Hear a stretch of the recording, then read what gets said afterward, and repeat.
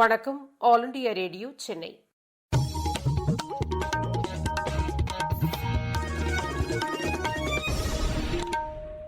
மாநில செய்திகள் வாசிப்பவர் ஷியாமளா. தலைப்புச் செய்திகள்: சென்னை அந்தமான் நிக்கோபார் இடையே கடலுக்கு அடியில் அமைக்கப்பட்ட கண்ணாடி இழை கேபிள் திட்டத்தின் சேவையை பிரதமர் திரு நரேந்திரமோடி இன்று தொடங்கி வைக்கிறார்.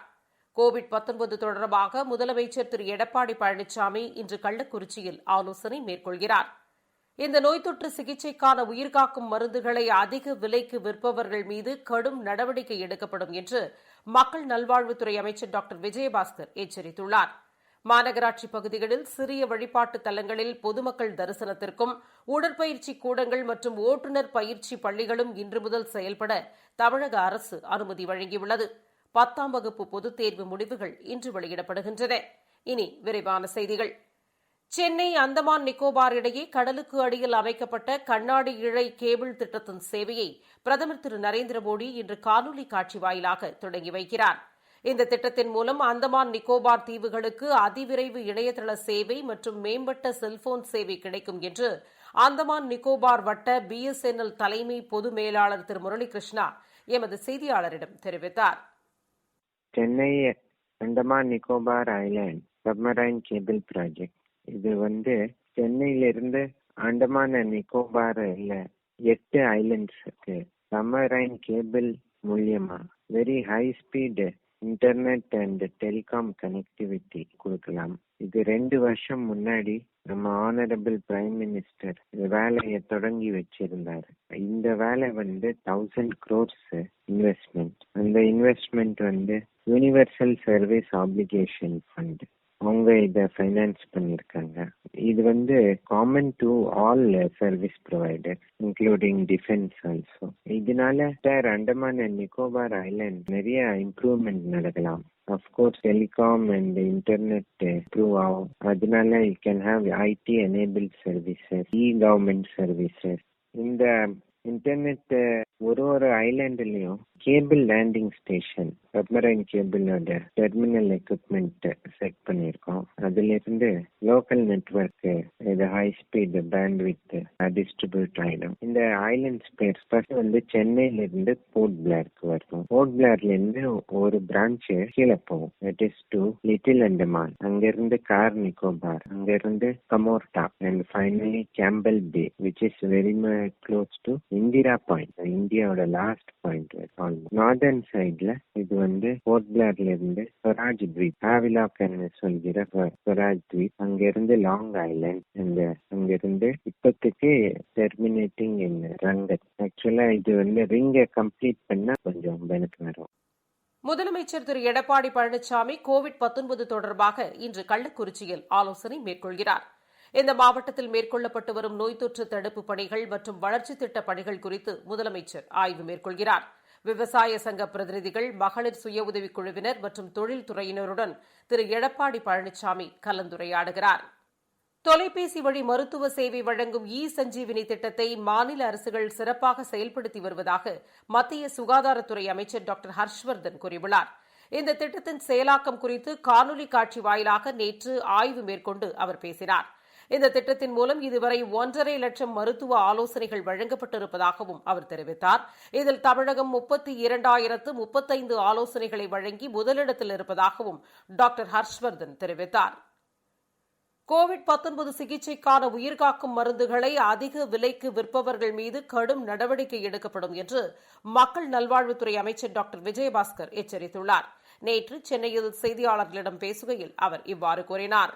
எங்களுக்கு ஒரு சில தகவல் வருது. அதாவது ரெம்டெசிவிர், டோசிலினிசுமாப், எனாக்சபரின் போன்ற உயிர் காக்கக்கூடிய இந்த மருந்துகளை அதிக விலைக்கு விற்றால், தனியாருக்கு விற்றால், தனியார் மருத்துவமனைகளுக்கு, தனியார் மருத்துவர்களுக்கு அதிக விலைக்கு யாரும் ஏஜென்சி மூலமாக விற்றால் அவர்கள் மீது மிக கடுமையான நடவடிக்கை எடுக்கப்படும் என்பதை இந்த நேரத்தில் எச்சரிக்கையாக தெரிவித்துக் கொள்கின்றோம். ஏனென்றால் மாண்புமிகு முதலமைச்சர் அவர்கள் முழுமையாக எந்த கட்டணமில்லாமல் சிகிச்சை அளிக்கணும்னு சொல்லுகிறார். இந்த நோய் தொற்றினால் பாதிக்கப்பட்டவர்களில் 18% பேர்தான் மருத்துவமனைகளில் இருப்பதாகவும் டாக்டர் விஜயபாஸ்கர் தெரிவித்தார். தமிழகத்தில் நோயால் பாதிக்கப்பட்டவர்களுடைய மொத்த எண்ணிக்கையில 18% பேர் மட்டும்தான் மருத்துவமனையில் இருக்கிறாங்க. ஒரு முக்கியமான தகவல். இன்னொன்று, 80% 90% நோயாளிகள் அரசு மருத்துவமனையில் ட்ரீட்மெண்ட் ஆகிட்டு இருக்கிறாங்க. ரொம்ப எல்லாருமே பாராட்டுறாங்க, நல்ல விஷயம். இன்னொன்று நல்ல ஆரோக்கியமான உணவு, பிரிஸ்கிரைப்டு டயட் தமிழ்நாடு முழுக்க கொடுக்கணும், பாராட்டக்கூடிய விஷயம்.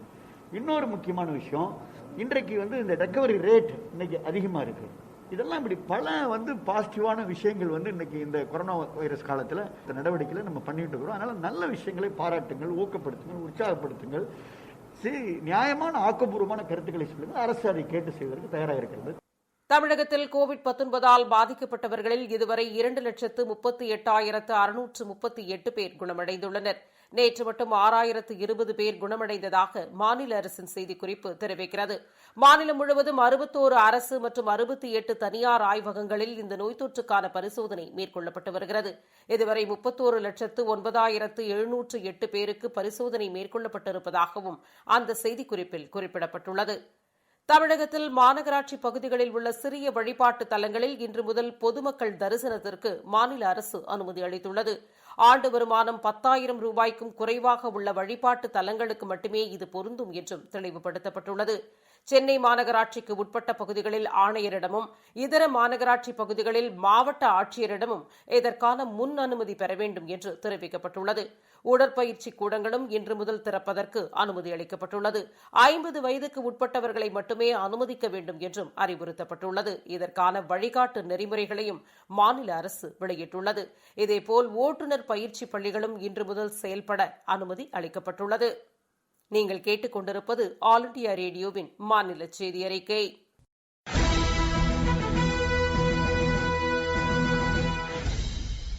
முன்னெச்சரிக்கையாக இருப்போம், கோவிட்-19 தவிர்ப்போம். சோப்பை பயன்படுத்தி அடிக்கடி கைகளை கழுவ வேண்டும். கைகளை கழுவாமல் கண், மூக்கு மற்றும் வாய்ப்பகுதியை தொட வேண்டாம். பொது இடங்களில் எச்சில் துப்ப வேண்டாம். இருமல், தும்மல் வரும்போது கைக்குட்டை அல்லது டிஷ்யூ பேப்பரால் வாய்ப்பகுதியை மூட வேண்டும். காய்ச்சல் மற்றும் சுவாச கோளாறு ஏற்பட்டால் மருத்துவரை அணுக வேண்டும். முகக்கவசத்தை அணிந்து கொண்டு மருத்துவரை சந்திக்க வேண்டும். காய்ச்சல் மற்றும் இருமலால் பாதிக்கப்படுவோர் பிறருடன் நெருங்கி பழகுவதை தவிர்க்க வேண்டும். கோவிட்-19 தொடர்பான கூடுதல் தகவல்களை பெற தேசிய அளவில் 1075 மற்றும் 011-2397-8046 என்ற தொலைபேசி எண்ணையும், மாநில அளவில் 04429510500 என்ற எண்ணையும் தொடர்பு கொள்ள வேண்டும். புதுதில்லி எய்ம்ஸ் மருத்துவமனையில் இதுகுறித்த தகவல்களை வழங்குவதற்காக 9918-76591 என்ற எண் அறிவிக்கப்பட்டுள்ளது. NCOV2019@gov.in என்ற மின்னஞ்சல் மூலமாகவும் கோவிட்-19 குறித்த தகவல்களை அறிந்து கொள்ளலாம். அரசின் அறிவுரைகளை பின்பற்றி கோவிட்-19 பரவலை தடுப்போம். வேளாண் துறையின் வளர்ச்சிக்காக மத்திய அரசு பல்வேறு திட்டங்களை செயல்படுத்தி வருவதாக உள்துறை அமைச்சர் திரு அமித் ஷா கூறியுள்ளார். சமூக வலைதளத்தில் இக்கருத்தை பதிவு செய்துள்ள அவர், நம் நாட்டின் பொருளாதாரத்திற்கு அடித்தளமாக வேளாண் துறை திகழ்வதாக குறிப்பிட்டுள்ளார். பிரதமர் திரு நரேந்திர மோடி வேளாண் கட்டமைப்பு வசதிகளை மேம்படுத்துவதற்கான நிதியத்தை தொடங்கி வைத்திருப்பது வரவேற்கத்தக்கது என்றும் அவர் தெரிவித்துள்ளார். ஊரகப் பகுதிகளில் பொருளாதார மேம்பாட்டிற்கும் புதிய வேலைவாய்ப்புகளை உருவாக்குவதற்கும் இது உதவிகரமாக இருக்கும் என்றும் திரு அமித் ஷா கூறியுள்ளார். விவசாயிகளின் நலனுக்காக பிரதமர் நேற்று தொடங்கி வைத்த வேளாண் கட்டமைப்பு மேம்பாட்டிற்கான நிதியுதவி திட்டம் மற்றும் அறிவிக்கப்பட்ட பல்வேறு சலுகைகள் வரவேற்கத்தக்கது என விவசாயிகள் கருத்து தெரிவித்துள்ளனர். வேளாண் துறைக்கு ஊக்கமளிக்கும் வகையில் இந்த திட்டங்கள் அமைந்துள்ளதாக நாமக்கல் மற்றும் தூத்துக்குடி மாவட்டங்களைச் சேர்ந்த விவசாயிகள் தெரிவித்தனர். நாமக்கல் மாவட்டம் கூனாலம்பட்டி கிராமத்திலிருந்து மோகன் பிரதமர் நிதி திட்டத்திலிருந்து 5 தவணையாக இது வரைக்கும் 10,000 ரூபாய் பணம் வாங்கியிருக்கோம். இது எங்களுக்கு இடுபொருள் வாங்குறதுக்கு எல்லா வகையிலையும் பயனுள்ளதாக இருக்குது. இந்த 6வது நிதி எங்களுக்கு விரைவில் கிடைச்சிரும். இந்த நிதி வாங்கி எங்களுக்கு மற்ற விவசாய பொருள் வாங்குறதுக்கு உதவியாக இருக்கும். நிறைய பேங்க் லோன்லாம் சொல்லியிருக்காங்க. இதில் 3% எங்களுக்கு வட்டி தள்ளுபடி சொல்லியிருக்காங்க. இது நல்ல உபயோகமான ஒரு திட்டம். இதை அறிவித்த பிரதமருக்கு எங்களுடைய மனமார்ந்த நன்றி. என் பேர் சக்திவேல். நான் கோணாலம்பட்டி. நம்ம விளைவிக்கிற விளைபொருட்கள் எல்லாம் ஸ்டோர் பண்ணி வைக்கிறதுக்காக கிடங்கு அமைச்சு தரேன்னு சொல்லியிருக்காங்க. இதுவும் ஒரு வரவேற்க வேண்டிய விஷயம். ரெண்டாவதா பாத்தீங்கன்னா, நம்ம விவசாய கடன்களுக்கு 3% வட்டி தள்ளுபடி பண்றேன்னு சொல்லியிருக்காங்க. மேலும் பெரு விவசாயிகளுக்கு 2 கோடி வரலும் கடன் தரதா சொல்லியிருக்காங்க. பிரதமர் அறிவிச்ச இது மாதிரி திட்டங்கள் நம்மள ஒரு ஊக்குவிக்கிற மாதிரி இருக்குது.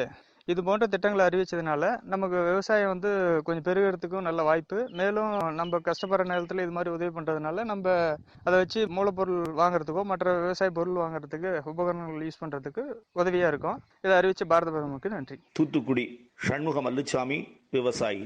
இந்த ஊரடங்கு காலத்தில் விவசாய தொழில்கள் தொடர்ந்து நடைபெறுவதற்கு நிதி உதவி ஒதுக்கீடு செய்த பாரத பிரதமர் அவர்களுக்கு நன்றி தெரிவித்துக் கொள்கிறோம்.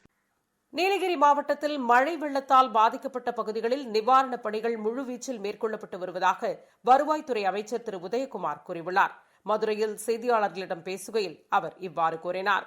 நீலகிரி ஏற்கனவே நம்ம தேசிய பேரிடர் மீட்பு படை சென்றிருக்கிறாங்க. 2 அமைச்சர்கள், உள்ளாட்சித்துறை அமைச்சர் அவர்களும் கால்நடைத்துறை அமைச்சர் அவர்களும் முதலமைச்சருடைய உத்தரவுக்கு இணங்க நேரில் அனைத்து பகுதிகளிலும் சென்று ஆய்வு செய்து நிவாரணப் பணிகள் செய்யப்பட்டிருக்கிறது. தாழ்வான பகுதிகள், நிலச்சரிவு ஏற்படுகிற பகுதியில் இருப்பவர்கள் பாதுகாப்பாக நிவாரண முகாம்களில் தங்க வைக்கப்பட்டிருக்கின்றார்கள். ஏனென்றால் கொடைக்கானல், நீலகிரி போன்றவைகள் எல்லாம் இது போன்ற மழைக்காலங்களிலே அவர்கள் இந்த நிலச்சரிவு ஏற்படும் என்பதை முன்னெச்சரிக்கை நடவடிக்கையாக மாவட்ட ஆட்சித்தலைவர் அவர்களுக்கும் ஏற்கனவே கமிஷன் ஆஃப் ரெவன்யூ அட்மினிஸ்ட்ரேஷனிலிருந்து சுற்றறிக்கை அனுப்பப்பட்டு அவர்கள் அதுக்கு தகுந்த நடவடிக்கைகள் எடுக்கப்பட்டு மக்கள் பாதுகாப்பாக இருக்கிறார்கள். 10ஆம் வகுப்பு தேர்வு முடிவுகள் இன்று வெளியிடப்படுகின்றன. காலை 9:30 மணி அளவில் இணையதளத்தில் முடிவுகள் வெளியிடப்படும் என்று தேர்வுகள் துறை அறிவித்துள்ளது. கோவிட்-19 காரணமாக 10ஆம் வகுப்பு பொதுத் தேர்வுகள் ரத்து செய்யப்பட்டு காலாண்டு மற்றும் அரையாண்டு தேர்வுகள் அடிப்படையில் மதிப்பெண்கள் வழங்கப்படும் என்று அறிவிக்கப்பட்டிருந்தது. இதன் அடிப்படையில் தேர்வு முடிவுகள் இன்று வெளியிடப்படுகின்றன. மதிப்பெண் விவரங்கள் மாணவர்களின் செல்போன் எண்ணிற்கு குறுஞ்செய்தியாக அனுப்பி வைக்கப்படும் என்றும் தெரிவிக்கப்பட்டுள்ளது. இதில் மறுகூட்டல் மற்றும் மறுமதிப்பீடு கிடையாது என்றும் மதிப்பெண்களில் குறைபாடுகள் என்றால் பள்ளிகள் மூலம் அவற்றினை தீர்க்க விண்ணப்பிக்க வேண்டும் என்றும் அறிவிக்கப்பட்டுள்ளது. சிறு குறு தொழில்துறையின் வளர்ச்சிக்காக மத்திய அரசு பல்வேறு திட்டங்களையும் சலுகைகளையும் அறிவித்துள்ளது. ஊரடங்கு காலத்திலும் சிறு குறு தொழில் பாதிக்கப்படாமல் இருப்பதற்காக மத்திய அரசு அறிவித்த திட்டங்கள் பயனுள்ளதாக இருக்கிறது என்று விருதுநகர் மாவட்டத்தைச் சேர்ந்த பாலாஜி தெரிவித்தார். TCT லினன்ஸ் அப்படிங்கிற கம்பெனியை நிர்வகிச்சுட்டு வரேன். இங்க ஒரு 300 எம்ப்ளாயிஸ் ஒர்க் பண்ணிட்டு இருக்காங்க. நாங்க ஒரு 15 வருஷமாக இந்த தொழில் பார்த்துட்டு இருக்கிறேன். இது ஹோம் டெக்ஸ்டைல்ஸ் எக்ஸ்போர்ட்டிங் கம்பெனி. வெவ்வேறு நாடுகளுக்கு பெட்ஷீட்ஸ் எக்ஸ்போர்ட் பண்ணிட்டு இருக்கிறோம். கொரோனாவின் காரணமாக மற்ற எல்லா நாடுகள்லயும் லாக்டவுன்ஸ் இருக்கிறதுனால யாரும் வாங்குறது கிடையாது. இதன் காரணமாக இங்க இருக்கக்கூடிய 300 எம்ப்ளாயீஸுக்கு வேலையில்லாத பிரச்சனைகள் ஏற்பட்டது. இதை சரி செய்யும் வகையிலையும் மற்றும் நம்ம நாட்டோட இந்த தேவையை பூர்த்தி செய்யும் வகையிலையும் இந்திய அரசோட தர சான்றிதழ் பெற்று PPE கிட் மற்றும் N95 மாஸ்க் மேனுஃபேக்சர் பண்றோம். கொரோனா பீரியட்ல தொழில் ஊக்குவிக்கும் வகையில பேங்க் சைட்ஸ்ல இருந்து இமிடியேட் லோன் ப்ராசஸிங் ஹெல்ப் பண்ணி இருக்காங்க. அதே சமயத்துல இம்போர்ட்டுக்கான டியூட்டியை ரத்து பண்ணி இந்த மாதிரி ஒரு செட்டப்பை வந்து இமிடியேட்டா கிரியேட் பண்றதுக்கான வழிவகுத்திருக்காங்க கவர்மெண்ட். இந்த தருணத்துல அவங்களுக்கு நன்றியை தெரிவிக்கிறேன். இருவரிச் செய்திகள். சர்வதேச அளவில் கோவிட்-19 பாதிக்கப்பட்டோர் எண்ணிக்கை 1,94,62,112 அதிகரித்துள்ளது. இலங்கை பிரதமராக திரு மஹிந்த ராஜபக்சே நேற்று மீண்டும் பொறுப்பேற்றுக் கொண்டார். ஜம்மு காஷ்மீரை ஒட்டிய எல்லைப் பகுதிகளில் பாகிஸ்தான் படையினர் நேற்று மீண்டும் அத்துமீறி தாக்குதல் நடத்தினர். கோழிக்கோடு விமான விபத்து தொடர்பாக விசாரணை தொடர்ந்து நடைபெற்று வருவதாக ஏர் இண்டியா எக்ஸ்பிரஸ் கூறியுள்ளது. மத்திய பிரதேச அமைச்சர் திரு விஸ்வாஸ் சாரங்கிற்கு கோவிட்-19 தொற்று உறுதி செய்யப்பட்டுள்ளது. சத்தீஸ்கடில் 12 நக்சலைட்டுகள் காவல்துறையினரிடம் நேற்று சரணடைந்தனர். ரஷ்யாவில் நதியில் மூழ்கி தமிழகத்தைச் சேர்ந்த 4 மருத்துவ மாணவர்கள் உயிரிழந்தனர். திருச்சி பாரதிதாசன் பல்கலைக்கழகத்தில் கோவிட்-19 விழிப்புணர்வு பேரணி மற்றும் யோகாசன வகுப்புகள் நேற்று நடைபெற்றன. நாமக்கல் மாவட்டத்தில் தளர்வில்லா ஊரடங்கை மீறியது தொடர்பாக 177 பேர் கைது செய்யப்பட்டனர். சென்னை மாநகராட்சிக்கு உட்பட்ட பகுதிகளில் இதுவரை 30,152 காய்ச்சல் முகாம்கள் நடத்தப்பட்டுள்ளன. மேட்டூர் அணையின் நீர்மட்டம் கடந்த 24 மணி நேரத்தில் 9 அடி உயர்ந்துள்ளது. மீண்டும் தலைப்புச் செய்திகள். சென்னை அந்தமான் நிக்கோபார் இடையே கடலுக்கு அடியில் அமைக்கப்பட்ட கண்ணாடி இழை கேபிள் திட்டத்தின் சேவையை பிரதமர் திரு நரேந்திர மோடி இன்று தொடங்கி வைக்கிறார். கோவிட்-19 தொடர்பாக முதலமைச்சர் திரு எடப்பாடி பழனிசாமி இன்று கள்ளக்குறிச்சியில் ஆலோசனை மேற்கொள்கிறார். இந்த நோய் தொற்று சிகிச்சைக்கான உயிர்காக்கும் மருந்துகளை அதிக விலைக்கு விற்பவர்கள் மீது கடும் நடவடிக்கை எடுக்கப்படும் என்று மக்கள் நல்வாழ்வுத்துறை அமைச்சர் டாக்டர் விஜயபாஸ்கர் எச்சரித்துள்ளார். மாநகராட்சி பகுதிகளில் சிறிய வழிபாட்டு தலங்களில் பொதுமக்கள் தரிசனத்திற்கும் உடற்பயிற்சி கூடங்கள் மற்றும் ஓட்டுநர் பயிற்சி பள்ளிகளும் இன்று முதல் செயல்பட தமிழக அரசு அனுமதி வழங்கியுள்ளது. 10ஆம் வகுப்பு பொதுத் தேர்வு முடிவுகள் இன்று வெளியிடப்படுகின்றன. இத்துடன் இந்த செய்தி அறிக்கை நிறைவடைந்தது. எமது செய்திகளை AIR News_ சென்னை என்ற ட்விட்டர் பக்கத்தில் உடனுக்குடன் அறிந்து கொள்ளலாம். செய்தி தொகுப்புகளை all India radio news Chennai என்ற யூடியூப் சேனலிலும் அறிந்து கொள்ளலாம்.